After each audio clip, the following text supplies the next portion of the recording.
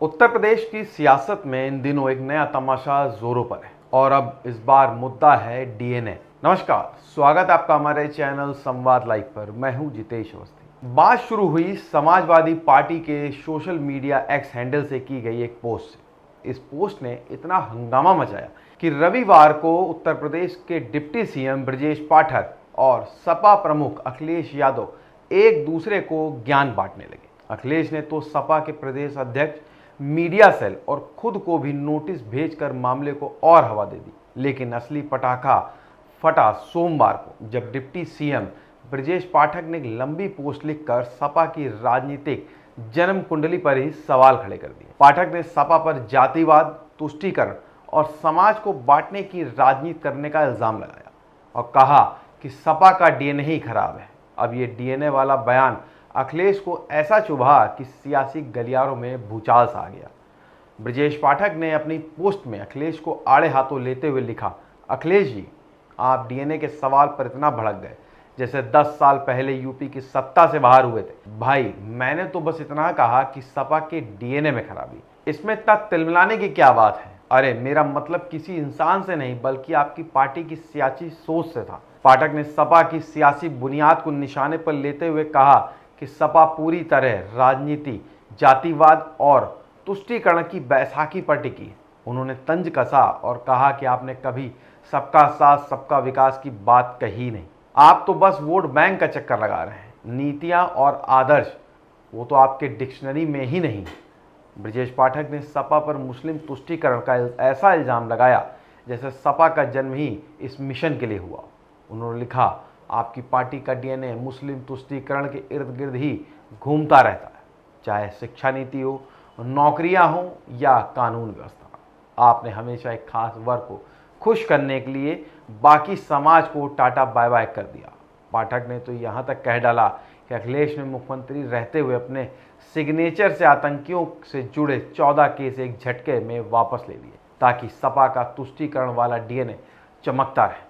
पाठक ने तंज कसा, अब समझ आया ना आपका डीएनए पर सवाल क्यों खटक रहा है? डर तो होगा ही। ब्रजेश पाठक ने सपा पर इल्जामों की लिस्ट और लंबी करते हुए कहा कि सपा का डीएनए दलितों के खिलाफ भी रहा। उन्होंने लिखा कि सपा के राज में दलितों के हक दबाए गए। ये कोई छोटी मोटी चूक नहीं बल्कि सपा की गहरी सियासी मानसिकता का सबूत है। पाठक ने सपा को समाज तोड़ो पार्टी करार देते हुए कहा, अखिलेश जी, जब हम कहते हैं कि सपा का डीएनए खराब है तो सीधा मतलब है कि आपकी पार्टी सत्ता के लिए समाज को जाति, धर्म और वर्ग के नाम पर बांटती है। उन्होंने सलाह दी कि गुस्सा मत होइए बल्कि अपनी पार्टी की सोच बदलने की कोशिश की। यहाँ पाठक ने सपा के सोशल मीडिया हैंडल को भी नहीं बख्शा। उन्होंने तंज कसा कि सपा का ट्विटर हैंडल चलाने वाला कोई नादान शख्स है जिसने अखिलेश से ऐसा बयान दिलवा दिया कि जेपी, लोहिया, राजनारायण जैसे समाजवादी नेताओं के विचारों को सपा ने गंदी गालियों में बदल दिया। पाठक ने कहा कि अखिलेश जी, आपने तो लिखकर कबूल कर लिया कि ये लोग आपके अपने हैं, अब भी कोई शक बाकी है कि सपा का डीएनए खराब है?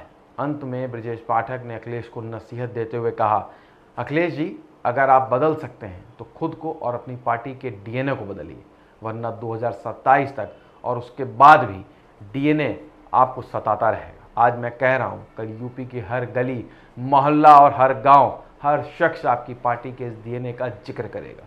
फिर किस किस को गालियां देते रहेंगे आप? पाठक ने अपनी बात को गालिब के शेर से खत्म किया, उम्र भर गालिब यही भूल करता रहा, धूल चेहरे पे थी और आईना साफ करता रहा। बस इस शोर ने जैसे सियासी तड़के में 4 चांद लगा दिए। अखिलेश यादव भी कहाँ चुप बैठने वाले थे। उन्होंने डीएनए वाले बयान को यदुवंश और भगवान श्री कृष्ण से जोड़कर ब्रजेश पाठक पर पलटवार कर दिया।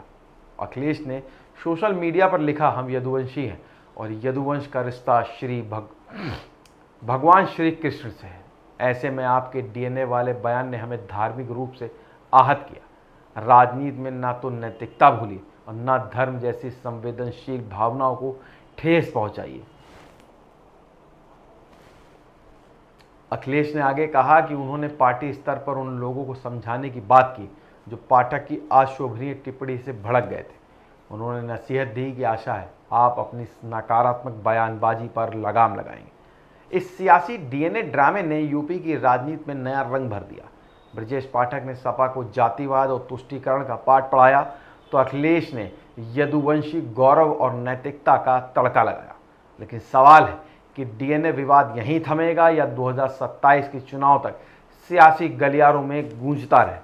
फिलहाल गालिब का शेर और सपा बीजेपी के तकरार यूपी की सियासत को गरमाए हुए। अब देखना यह है कि अगला पटाखा कौन फोड़ता है। आपको ये वीडियो पसंद आई हो तो इसे लाइक करें, शेयर करें और चैनल को सब्सक्राइब नहीं किया हो तो आज ही करें। मिलेंगे एक नए वीडियो के साथ। नमस्कार।